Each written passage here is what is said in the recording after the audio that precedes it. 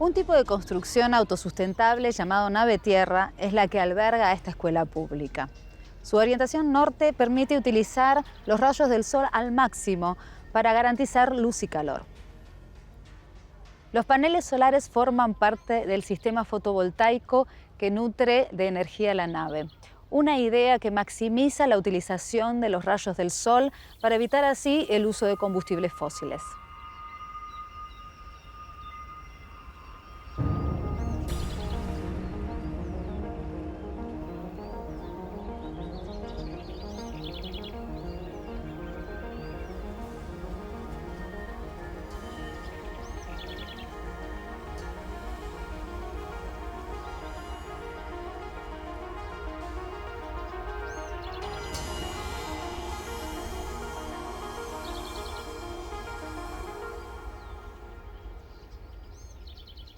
Desde el principio de la humanidad, el fuego significó la principal fuente de calor y de luz. Lo utilizaban para cocinar y así ingerir mayor cantidad de calorías que cuando consumían alimentos crudos que eran difíciles de masticar y de digerir. También propiciaba ambiente cálido para socializar hasta altas horas de la noche, donde seguramente comenzaron a contarse historias y a crear nuevas tradiciones culturales. Aquella relación entre el ser humano y el fuego en ocasiones parece haber involucionado. Esto queda en evidencia cuando vemos la implicancia del ser humano en desastres ecológicos relacionados con el fuego, que podrían ser evitados.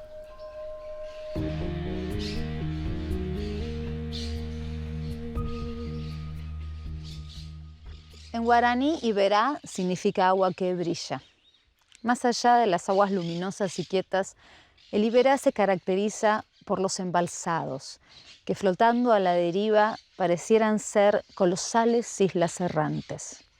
Hasta un territorio tan equilibrado como el Iberá puede ser afectado por la mano del ser humano, que en busca de productividad pone en peligro el lugar utilizando el fuego. Y una vez que el fuego se transforma en incendio, el daño ambiental es irrecuperable.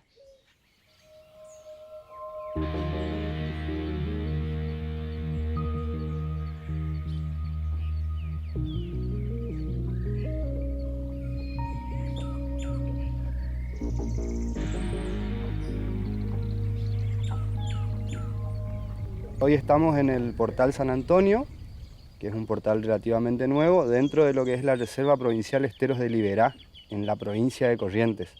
Los esteros del Iberá es un área natural protegida, como sabemos el segundo humedal más importante, después del Amazonas.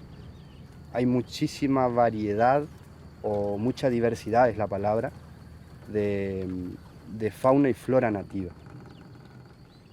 Para poner un número, hay 350 especies de aves, cuando en todo el territorio nacional hay aproximadamente 1000 especies, o sea que un 35% del total a nivel nacional están en los esteros del Iberá.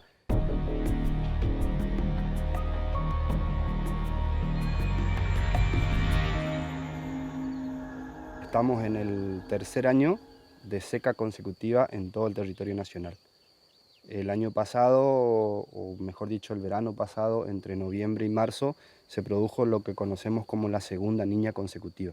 ¿Qué quiere decir esto? Que no hubo la suficiente precipitación anual para que los esteros, los bañados, los ríos tengan el caudal normal de agua. Entonces esto hizo a que muchas barreras naturales que tenía el fuego en otras épocas hoy no las tenían.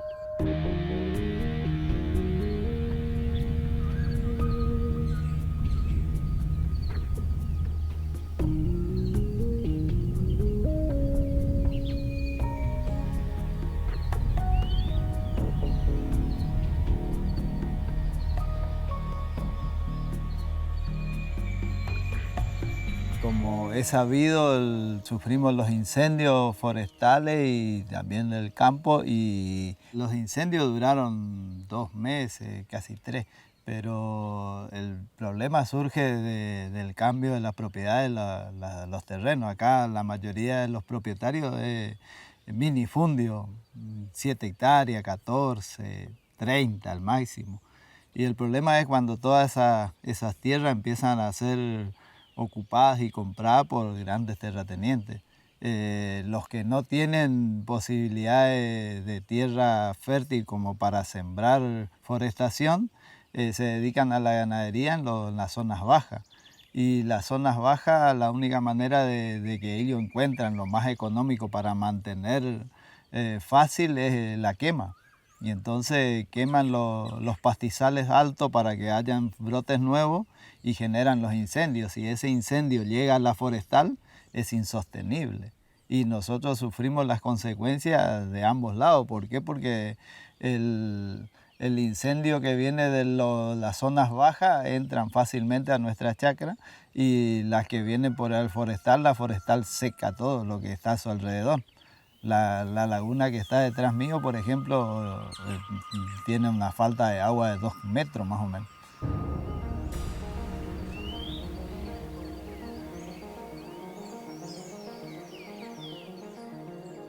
Nosotros tenemos chacra desde que nací yo, o sea, mis padres siempre plantaron, vivíamos de eso, comíamos de eso. Y fue muy feo lo que nos pasó porque perdimos todo, era todo lo que teníamos, fue algo que no esperaba. Y acá nosotros nos agarró el fuego el 3 de febrero de este año.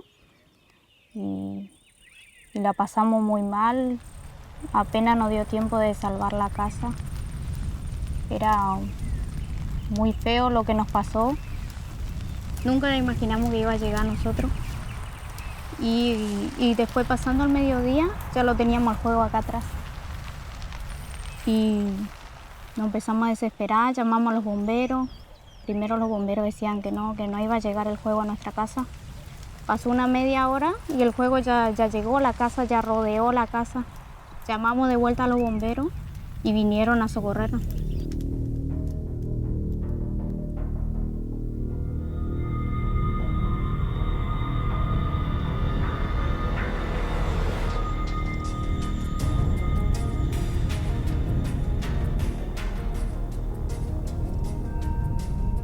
En Corrientes sabemos muy bien que hay una gran cantidad de ganaderos que tienen prácticas de antaño.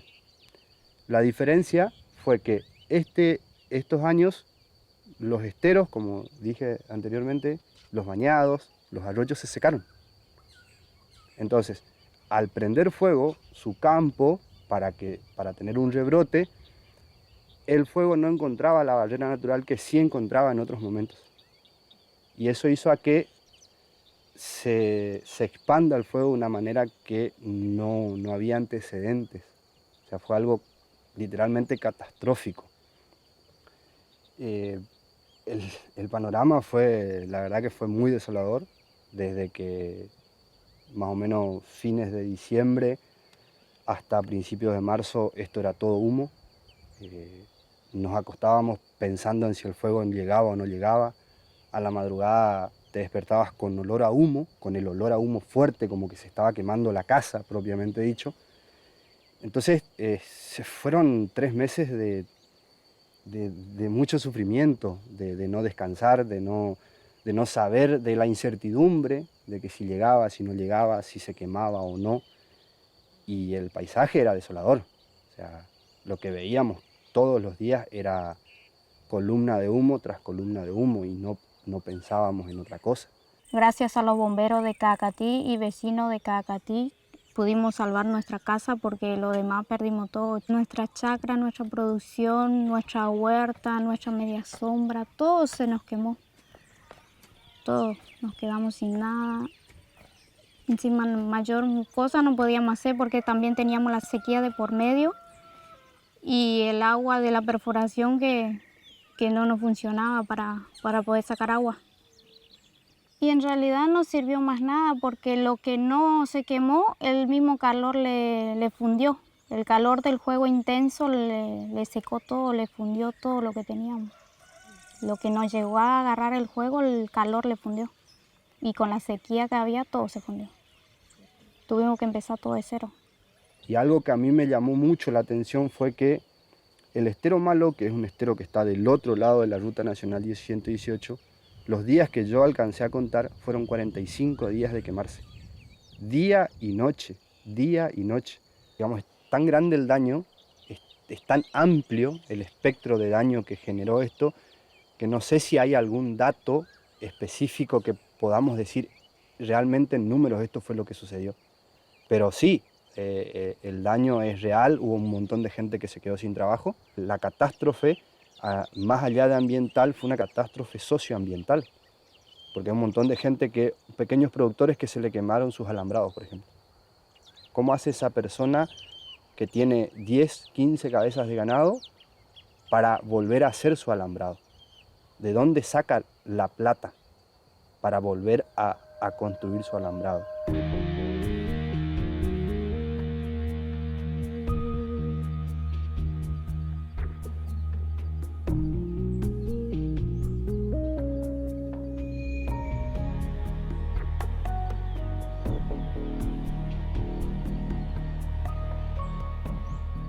Esta zona está rodeada de pinos, de eucalipto, de todo. Y siguen plantando. Y primero que nada tienen que dejar de plantar eucalipto porque por culpa de eso vino el incendio. El eucalipto y los pinos. Pero cada vez plantan más, así que va a seguir viniendo el fuego, todo. La sequía, porque principalmente la sequía es por eso. Porque absorbe todo el agua de las lagunas que hay cerca. Y le pediría que dejen de plantar, pero es algo imposible porque obviamente es mucha plata. Yo sé que es un ingreso seguramente muy grande, por eso lo plantan. Para poder introducir el eucalipto y el pino en la zona se deforestan mucho los bosques nativos. Y el problema que nos acarrea eso es que nuestros alambrados, por ejemplo, están hechos con maderas duras de la zona, como el lapacho, el urunday, que hoy día, desgraciadamente a la deforestación para implantarle estos árboles, dejamos de tener. Ya no hay árboles grandes de eso que generen semillas. Un urunday, por ejemplo, tarda 70, 80 años para generar semillas. Si vos cortaste un urunday que da semillas, ya no tenés plantines. Y por el otro lado, las pérdidas económicas que tuvieron por ahí genera también la idea esa de marcharse del lugar, y no muchos prefieren ya irse porque perdieron todo y es muy difícil para el pequeño productor levantar.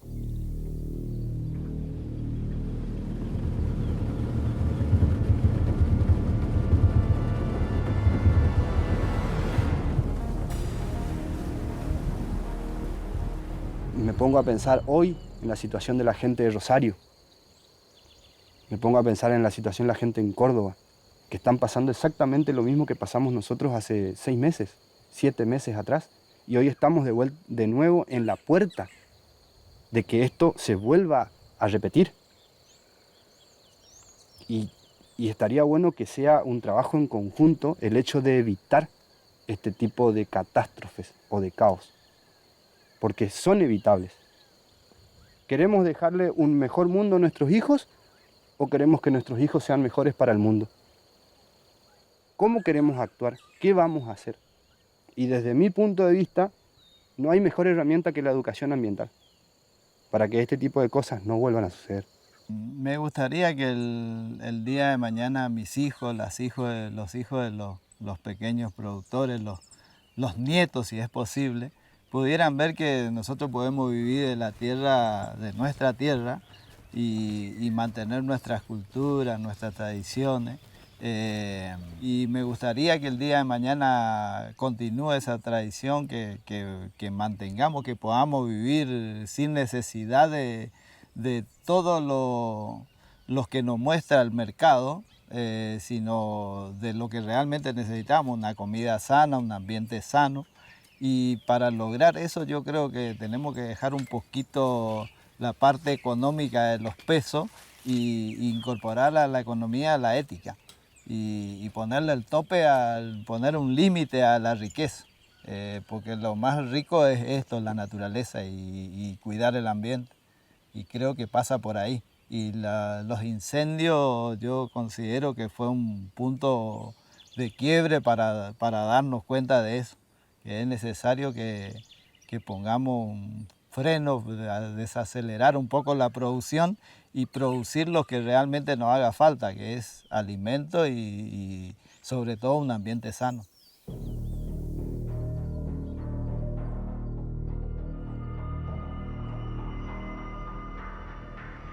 La ciencia es muy clara. No podemos seguir viviendo como si los recursos fueran renovables y sin atender ninguna planificación. El compromiso de construir una agenda de sustentabilidad y justicia ambiental debe alcanzar a los estados.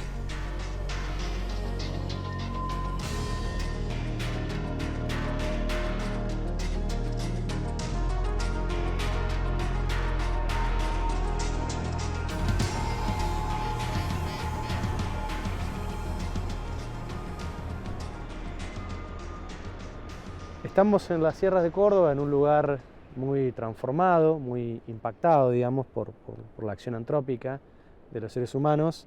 Aquí debería haber habido un bosque nativo que hoy ha sido completamente transformado, reemplazado por especies exóticas y con un alto grado de degradación. Se puede ver el suelo expuesto, bueno, unas condiciones ambientales que no hacen más que empeorar una situación ambiental bastante crítica que tenemos en la provincia de Córdoba. Podemos identificarlo acá justamente porque se ha reemplazado ese bosque nativo que cuando está bien conservado suele ser resistente a los incendios, y se ha reemplazado por una vegetación exótica que no está acostumbrada a la dinámica hídrica y climática de la región, y que a su vez es mucho más inflamable y se prende fuego mucho más fácil. Los incendios que sufrimos en Córdoba son uno de los problemas ambientales más graves que estamos sufriendo actualmente, que trae muy serias consecuencias, no solo ambientales y de pérdida de biodiversidad, sino también sociales, económicas. Es una problemática lamentablemente muy recurrente, de alto impacto, y que no se está abordando de manera compleja e integral como debería hacerse. Las causas de la cantidad de incendios y la recurrencia de incendios y la magnitud de los incendios que venimos sufriendo en la provincia de Córdoba en los últimos años tiene una multicausalidad. Hay algunos aspectos, muy pocos, que tienen que ver con las condiciones naturales de nuestra región, ¿no? Un periodo de sequía prolongado que hace que en determinada época del año la vegetación esté seca, parte de la vegetación, sobre todo los pastos, los pastizales, y la topografía serrana tal vez hace que sea una región con mayor riesgo de incendio que otras. Pero eso explica un porcentaje muy pequeño de la cantidad de incendios y la magnitud y los daños que han generado. En realidad las causas más importantes son de origen antrópico, es decir, generadas por los seres humanos. ¿Cómo? A través de la transformación que hemos hecho del paisaje durante siglos, de esto de reemplazar el bosque nativo, deforestar, transformarlo, reemplazarlo en muchos casos por especies exóticas. El avance de la frontera agropecuaria, el avance de la frontera urbana, hace que el riesgo de incendios se haya incrementado de manera exponencial.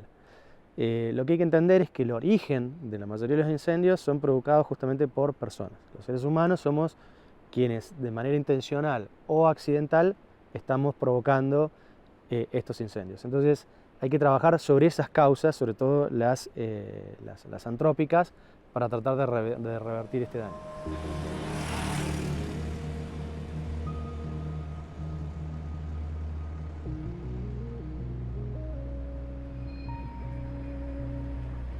En el momento que se produce un incendio generan pérdida de recursos naturales, ¿no? Se mueren especies de plantas, de animales, pero en el largo plazo generan otro tipo de daños que a veces son más perjudiciales, ¿sí? para el ambiente en general, para el ecosistema, incluso para la sociedad, como es la erosión de suelo, la degradación de las cuencas. Todo eso afecta, por ejemplo, la provisión de agua para las poblaciones humanas, es decir, a medida que nuestras sierras pierden vegetación, se degradan, pierden suelo, tienen menos capacidad de absorber el agua de las lluvias y menos capacidad de retenerla y tenerla disponible para las comunidades en época de sequía. Nosotros decimos que el bosque nativo bien conservado es agua. ¿Por qué lo decimos? Porque el bosque nativo, con toda su diversidad, sus árboles maduros, conforman una malla que protege a los suelos y sobre todo que absorbe gran parte del agua de las lluvias y la retiene en esos suelos, en ese entramado, y luego la va liberando paulatinamente el resto del año. Eso explica que los pocos lugares donde queda bosque nativo bien conservado, cuando viene un incendio son los menos afectados. ¿Por qué? Porque contienen agua. Ahora, la transformación histórica que hemos hecho las personas en el ambiente y con este modelo de desarrollo que avanza sobre la naturaleza, ha transformado radicalmente eso. Entonces hoy en gran parte de nuestras sierras no tenemos ese bosque nativo bien conservado. Lo que tenemos son sobre todo matorrales, que podrían ser bosques en estados intermedios de sucesión o recuperándose después de algún impacto, que puede haber sido una tala, un sobrepastoreo, un incendio, y mucha vegetación exótica. Dos componentes que incrementan el riesgo de incendio. Entonces, la política pública en ese sentido, ¿cuál tendría que ser? Preservar de manera estricta, cuidar con el mayor empeño posible los pocos relictos de bosque nativo bien conservado y tratar de que esos matorrales se vayan recuperando hasta que se transformen nuevamente en bosques maduros bien conservados. Esa tendría que ser un poco la política y frenar todo tipo de acción antrópica que pueda seguir alterando el paisaje de las sierras. Yo creo que el Estado por sí solo no va a resolver esta problemática, tiene que haber un involucramiento de las comunidades y en todos los niveles, no solo en decir, bueno, voy a colaborar a apagar el incendio, que hay que ver cómo, con qué herramientas, con qué capacitación, sino también en el aspecto previo, que es el de la prevención. Es decir, yo trabajando en mi territorio, con mis vecinos, con mi comunidad, para que se comprenda la magnitud de este problema y para que se sepa cómo hacer para prevenirlo. Y eso requiere cortar de raíz esta problemática y requiere empezar a caminar hacia atrás y recuperar lo que perdimos. ¿Por qué? Porque cuando perdemos servicios ecosistémicos, perdemos posibilidad de futuro como sociedad. Es decir, es muy difícil pensar sobrevivir en una región donde todas sus sierras estén devastadas, donde no haya posibilidad de captar agua. Y recuperar un bosque nativo después de un incendio puede llevar 40, 60, 80 años, depende de las condiciones del incendio, las condiciones del bosque que había anteriormente. Entonces, si sabemos que es tanto el daño, lo primero que hay que pensar es que no se produzca.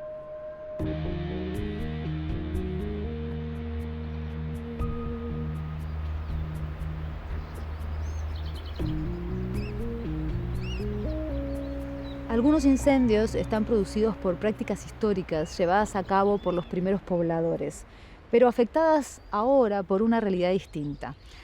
Los campos ya no están más aislados, sino conectados entre sí, y las poblaciones se organizan alrededor de estos territorios. Hay algo de la búsqueda de la productividad que transforma en nocivo lo que era normal. El fuego no controlado es enemigo de la naturaleza, siempre.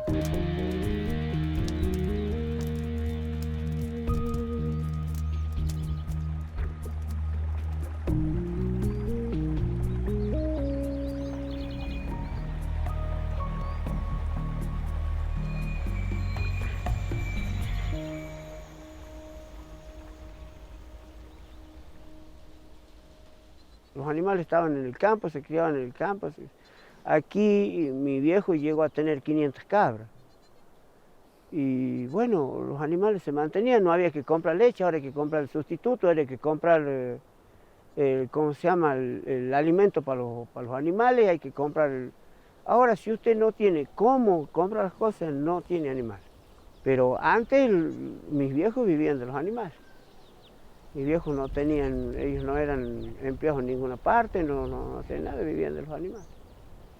Pero ahora no se puede, ahora no. Y con las quemas que ha habido, sí, yo creo que casi nadie quedó con cabra.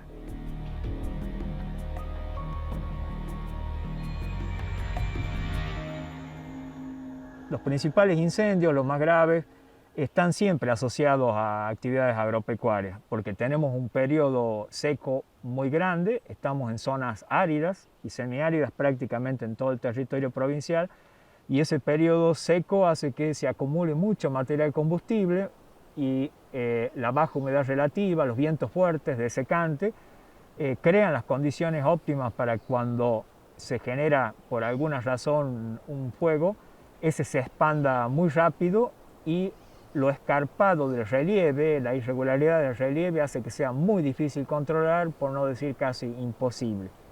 Una de las causas más recurrentes es el uso del fuego para eliminar el material muerto y favorecer las pasturas rejuvenecidas. A la salida del invierno, comienzo de primavera, para alimentar el ganado, los productores ganaderos necesitan contar con un alimento de calidad y entonces para eliminar el material muerto la forma más barata es recurrir al fuego que elimine todo el material seco y estimule el brote tierno para poder sobrevivir en ese momento crítico de sequía, sin pensar en las consecuencias que va a traer ese acto a futuro en su propio sistema productivo y ni hablemos en cuestiones de tipo ambiental.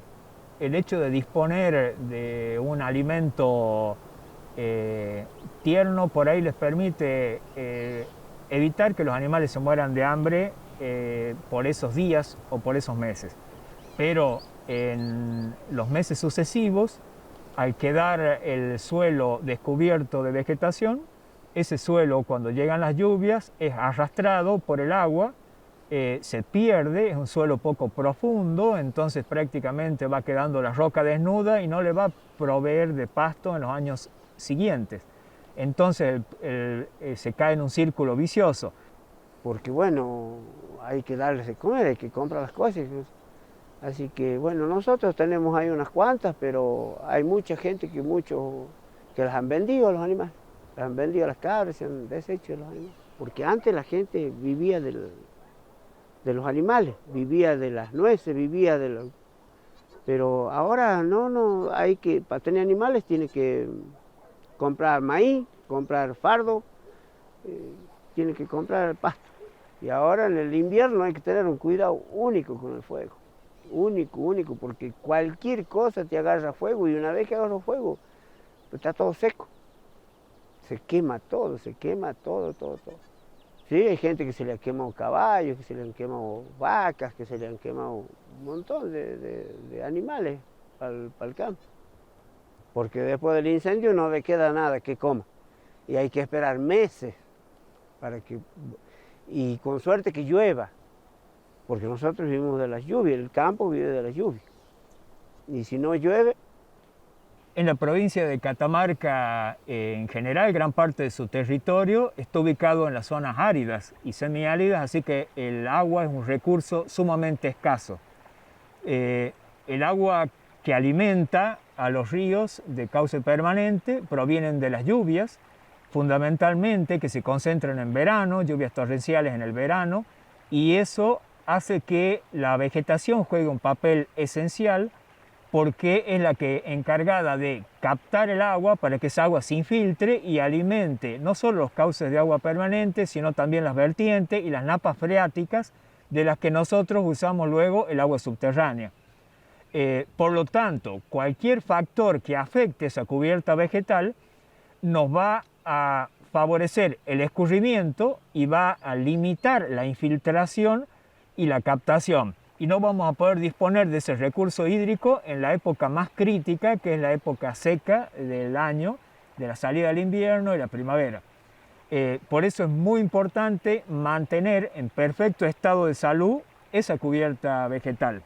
Entonces, esas masas boscosas juegan un papel esencial y más que todo los bosques que están a la orilla de los ríos.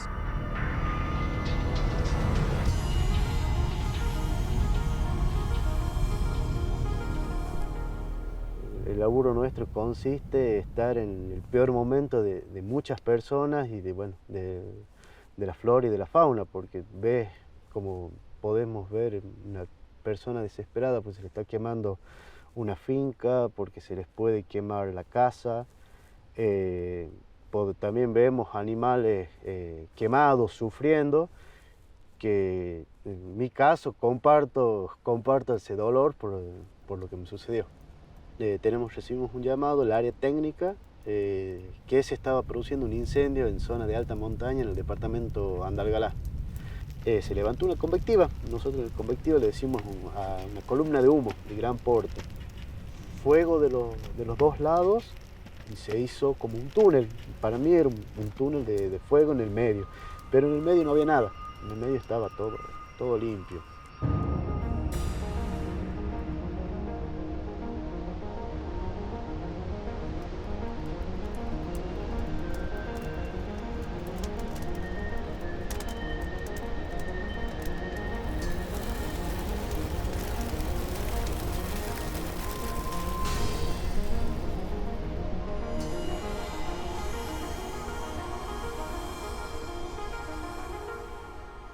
Último recurso, tirarse al piso, es hacer un pozo con la mano, con la herramienta que uno tenga en el momento y poder meter la cara hasta llegar uno cava hasta llegar a suelo mineral y poder meter la cara en ese pequeño orificio, en ese pequeño pozo que uno hace para poder resguardar lo que es vía respiratoria, todo lo que sea.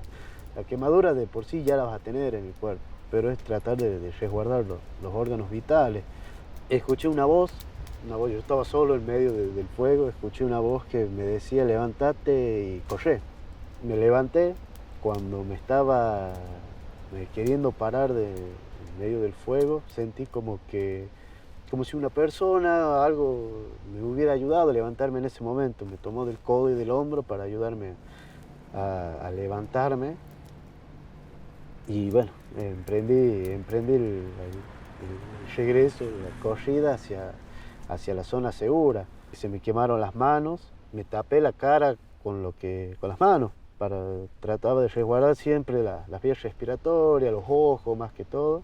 En ese lugar, cuando estábamos otra vez en cumbre, me miro las manos, lo primero que veo, y me colgaban los pellejos, los pedazos de piel, ¿no? Que me había quedado de los guantes que se me quemaron y me los arranqué. Yo estuve 5 días en terapia intensiva. Hoy en día sigo ejerciendo, sigo haciendo la tarea de brigadista. No se me fue la vocación de servicio, de seguir trabajando en esto que me gusta.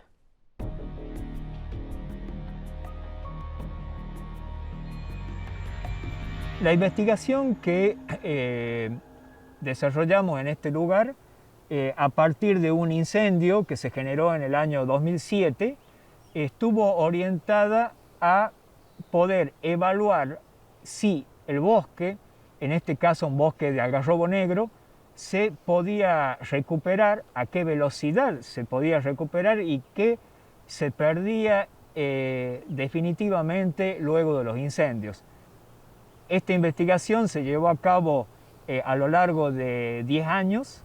Ya ahora, este año se cumple el año número 15 y quedó realmente demostrado que, a diferencia de lo que el común de los ciudadanos creen, que la recuperación de las masas boscosas es rápida, todo lo contrario, es mucho más lento de lo que uno cree.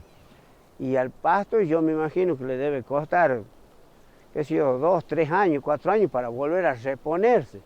Y si nos vuelven a quemar en esos 2 años, y mira, arriba del cerro es imposible. Una vez que agarran en el invierno fuego, es imposible apagar. Por el viento, porque está todo seco, porque vos vas a apagar así un pedacito y después te va a aparecer por todos lados el fuego. Es un peligro.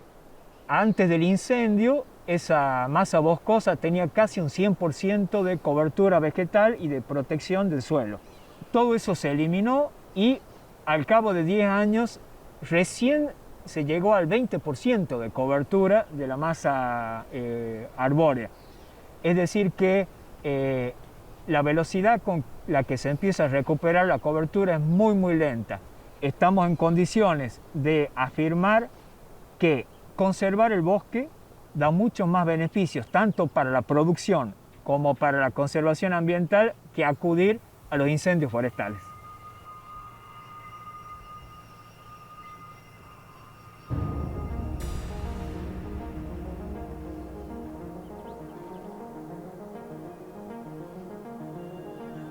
Como una paradoja, en algunos casos la nieve, en otros las lluvias, parecen una reacción de la naturaleza para cuidar la armonía natural y apagar los incendios. Pero el fuego debe ser evitado por el ser humano con prevención, cambiando prácticas que ponen en riesgo el equilibrio natural y también la vida de la propia comunidad.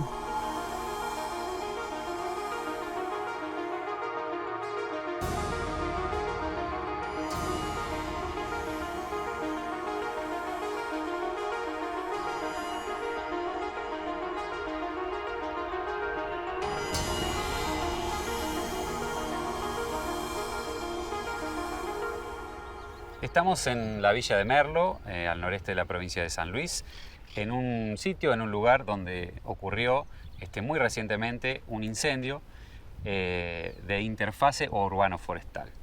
Este tipo de incendios se caracteriza por ocurrir en territorios en donde se combinan de alguna forma las urbanizaciones, estos son viviendas, ¿sí?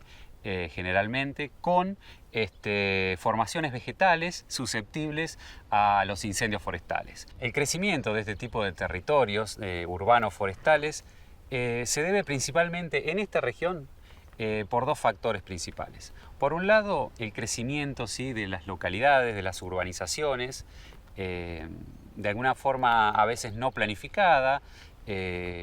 En este caso, en la villa de Merlo, el interés turístico, la migración, ¿sí?, de amenidad, intereses inmobiliarios hacen que estas localidades se expandan en estos ecosistemas serranos.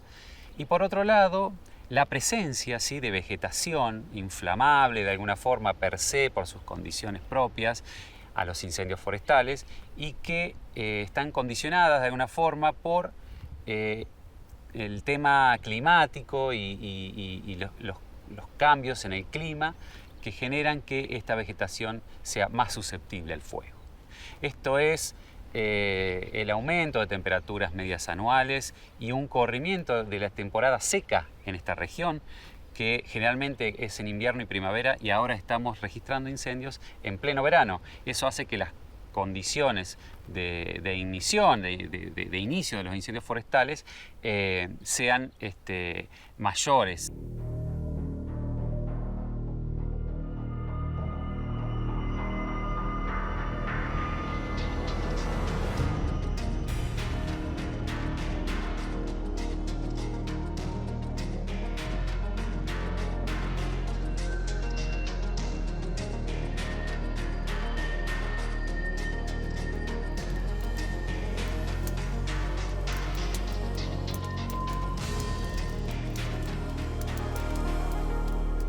Ahora bien, ¿qué hace a una vivienda vulnerable a este tipo de incendios, ¿no? En primer lugar, la cercanía, ¿sí?, de pastos y arbustos y vegetación inflamable a la vivienda. Eso requiere de alguna forma de tareas de limpieza, ¿sí?, de generar entre 20 y 30 metros de limpieza de pastos y arbustos para evitar que el fuego de alguna forma ingrese, ¿sí?, a la vivienda y tener más chances, ¿sí?, por parte de los bomberos a que puedan de alguna forma extinguir las llamas.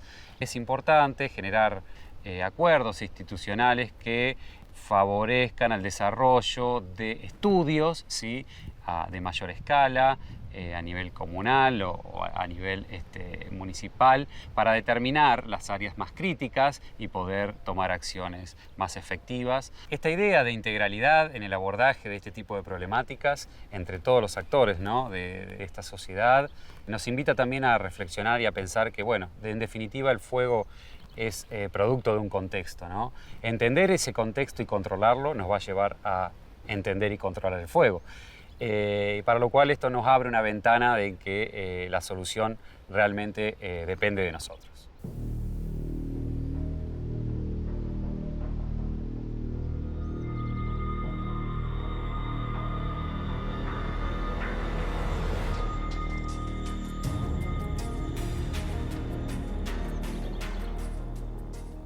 El bosque es un gran proveedor de la naturaleza que enriquece la biodiversidad y es un factor importante para revertir el cambio climático. Por eso los bosques deben ser protegidos.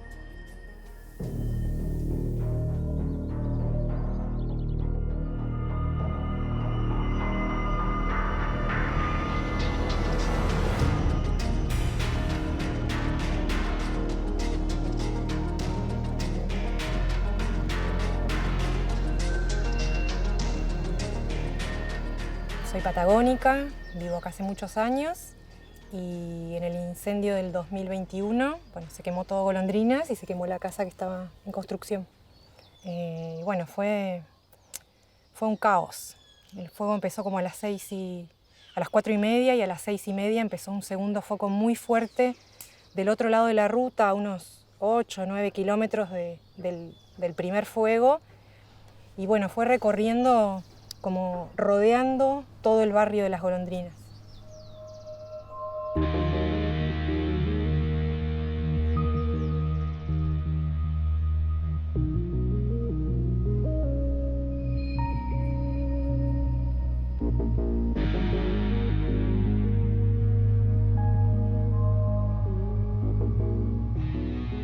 Mi horario de trabajo es de 6 de la mañana a 12 del mediodía. Bueno, al mediodía me fui a mi casa, veo un humito que se ve, ¿no? O sea, sale un humo de que había un incendio, pero que no se veía grande el humo.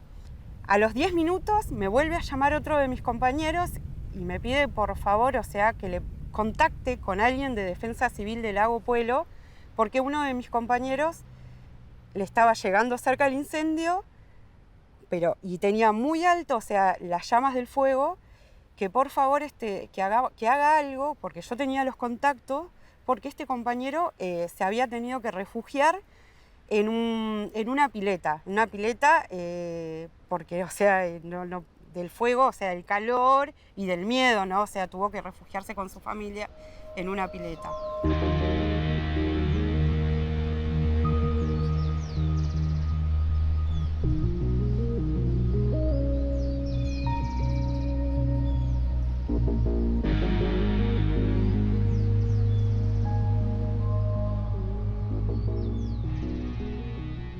Fue muy duro porque si bien nosotros estamos preparados para el trabajo, por momentos se provoca, te da impotencia, ¿no? Te da impotencia no poder llegar a dar la respuesta inmediata, en este caso particular, por las condiciones meteorológicas que habían en ese momento, ¿no? Todo el operativo estaba montado para un fuego, tratando de evitar que se meta a viviendas y demás, y salta este otro fuego con las condiciones meteorológicas que habían, que fue una tormenta de fuego básicamente, ¿no? Quemar la cantidad de viviendas que quemó, en el tiempo, cómo avanzó en la cantidad de hectáreas y cómo quemó en algunos lugares, porque en algunos lugares calcinó, no es que fue un fuego rápido y calmó, ¿no? Hubieron zonas donde el fuego calcinó básicamente los combustibles que tenía a su paso, ¿no?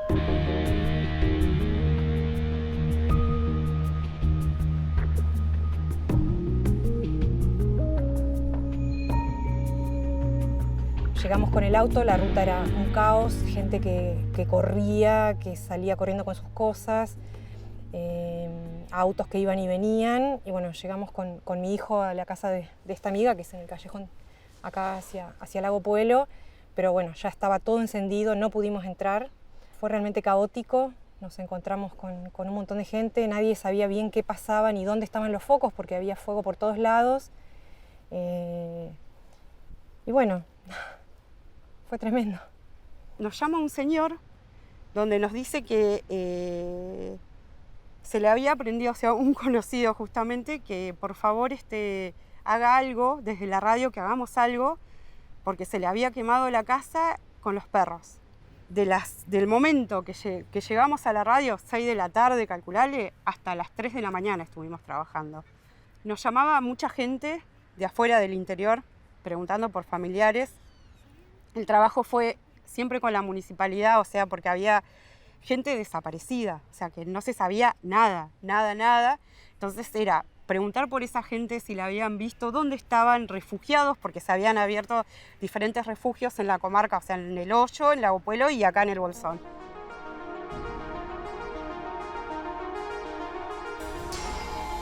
El fuego no es un enemigo. El fuego es parte de la naturaleza y como cualquier fuerza de la naturaleza que está desbocada, no nos queda mucho para hacer. Entiendo que por ahí la inquietud que está planteada en relación a la crisis ambiental tiene que ver con pensar qué hacemos en relación a estas fuerzas desbocadas. Se ha ido incrementando, ha cambiado el ambiente, ha cambiado lo que es la parte meteorológica, eso es notorio, localmente, regionalmente, nacional, ¿sí? Y global. En todas las escalas eso se ve reflejado.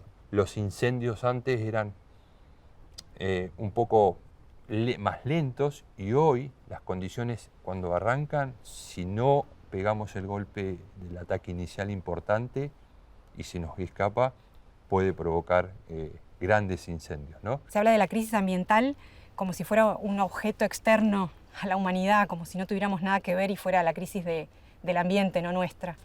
Y en realidad me parece que somos parte de eso y desde el momento que nos pensamos por fuera, muy pocas cosas vamos a poder resolver o equilibrar. También, como dice las compas mapuche, la tierra se está levantando y se está enojando. Me parece que es momento como de tomar conciencia y cambiar nuestro vínculo en términos culturales. Nuestra cultura es neoliberal, capitalista, extractivista, patriarcal.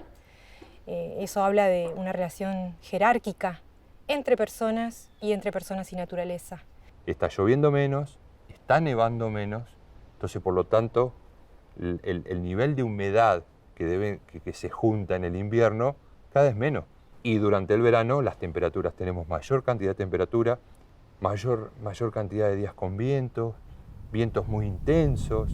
Eso es parte de los procesos, provocan de que los combustibles se sequen mucho más rápido y estén en condiciones de arder en caso de que suceda un evento, ¿no?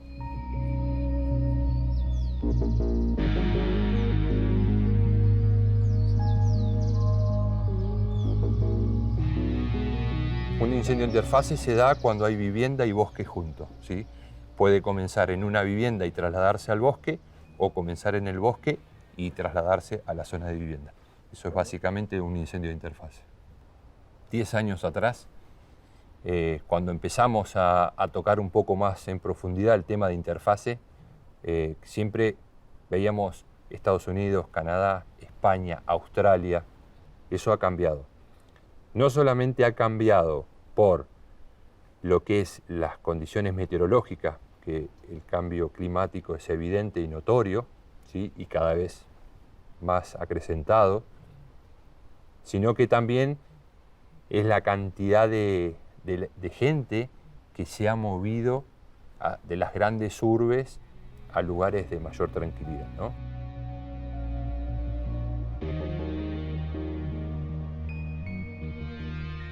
Vivimos dos situaciones de incendio nosotros acá, la de Cuesta del Ternero y, bueno, esta, la de mayor magnitud, ¿no? Que fue esta, la del Lago Puelo y el Hoyo. Fue tremendo, no había nada preparado, nada. Yo creo que ni nosotros estábamos preparados para eso. Si yo voy a una costa de un río y me dicen está prohibido hacer fuego, no tengo que hacer fuego. Entonces, es desde ese lado la prevención, desde el lado de la sociedad, ¿no? Y trabajar en las escuelas, que los chicos empiecen a cuidar el medio ambiente. Nosotros somos parte del cuidado, operativo en la respuesta, pero el cuidado en general lo tiene que hacer la sociedad. Fue desolador en términos de ver que todo nuestro entorno, que siempre fue hiperverde, estaba todo negro. Y encima fue un día lluvioso, nublado, había llovido por suerte a la madrugada. Era de películas de terror. Estamos en una cultura que es en esencia extractivista. Hacemos uso de la naturaleza, hablamos de la naturaleza como un recurso. Si seguimos pensando en esos términos, podemos buscar acciones individuales pequeñas, pero hasta tanto no se magnifiquen, no vamos a equilibrar el daño que me parece que estamos haciendo.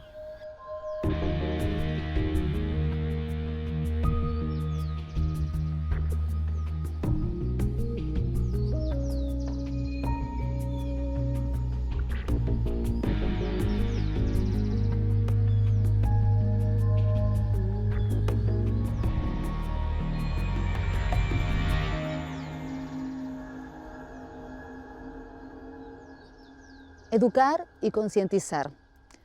Prevenir la creación y propagación del fuego es prioridad, porque casi el 100% de los incendios son por causas antrópicas, o sea, producidos por la mano del ser humano. ya sea por descuido o intencionalidad.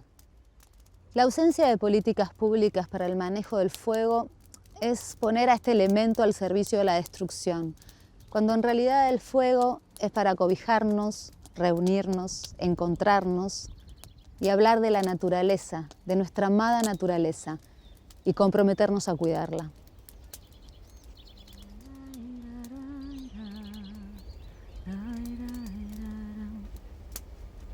Bajo el cielo azul te recordaré, nunca te olvidé, dulce amor de ayer. Y en la soledad de mi noche cruel, solo sé cantar, cariñito fiel. La